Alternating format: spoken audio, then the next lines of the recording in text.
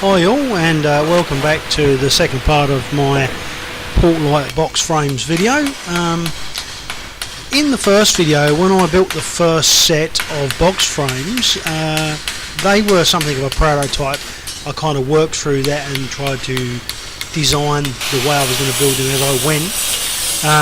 And I found that was okay, but it was a little bit slow and it took a bit longer than I hoped for.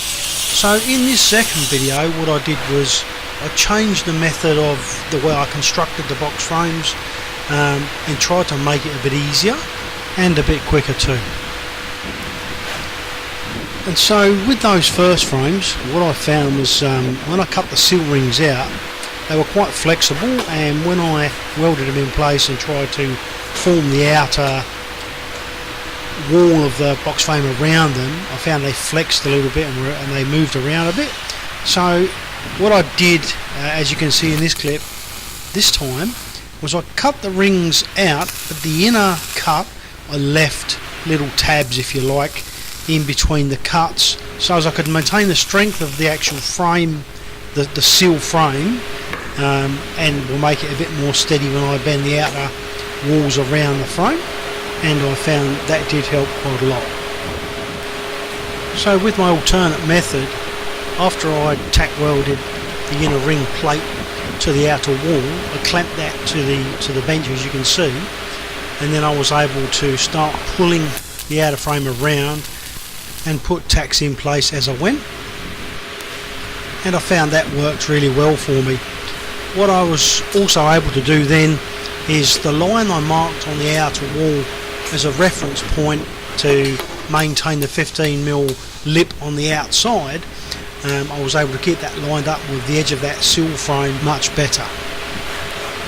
So one of the other benefits I've found from using this method is the steel plate the outer wall's made from, or cut from, is 3mm, which is about 1/8 inch, so it's quite soft and very flexible. And a benefit to that is when I do pull it around, one, it's easy to form to the shape against the edge of that inner seal frame, and two, it hugs very closely, nice and tight against the edge.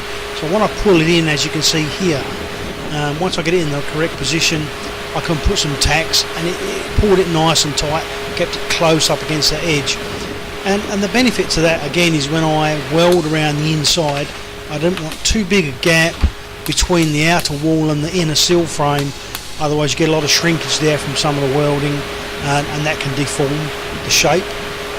And of course I wanted to avoid that, and that's why I actually went to this method, to improve the time and make sure I get a nice finished product. Might seem like I'm being a bit fussy here, but under the fluoros, the unnatural light in the workshop, it's actually quite difficult to see the lines that I've drawn sometimes, so I just use a torch to get around that and make sure that everything's lined up nicely.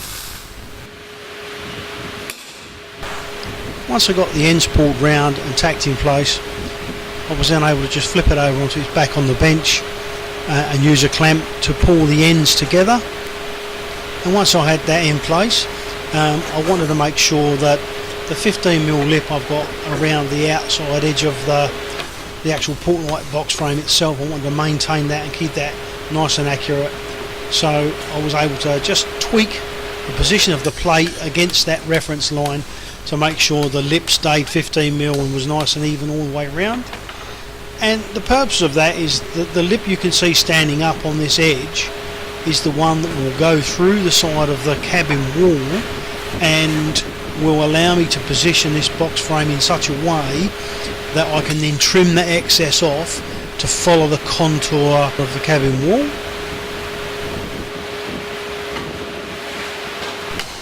I suppose one of the issues I have had or I've faced building this yacht so far is I'm very fussy. I can be very fussy and do tend to probably be a bit too strict with myself about how accurate I do things.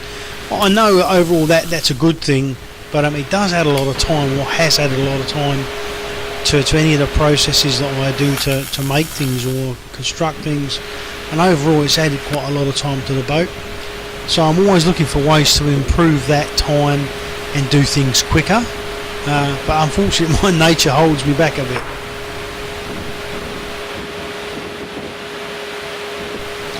Anyway, I've got all the tacks in place, and one of the last things I do when I'm installing the outer wall of the box frame is put a mark there, trim it off, trim the excess plate off.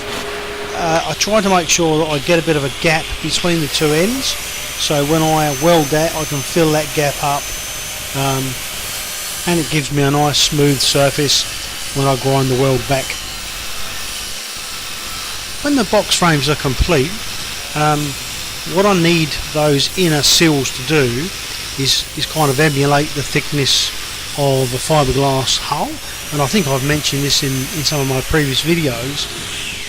I actually used 2 of these rings. This is just the first one I'm installing, but there'll be a second one that will go behind this, and I think, if I remember rightly, again it's about 15mm the gap between the 2 rings, and the purpose of that gap is to emulate the thickness of a fiberglass boat. And the last thing I'll do in this part of the process is cut out any excess plate to leave the sill in place inside the body of the framework. So thanks for watching. I hope you find the video useful, and I look forward to catching you in the next one. Thanks guys.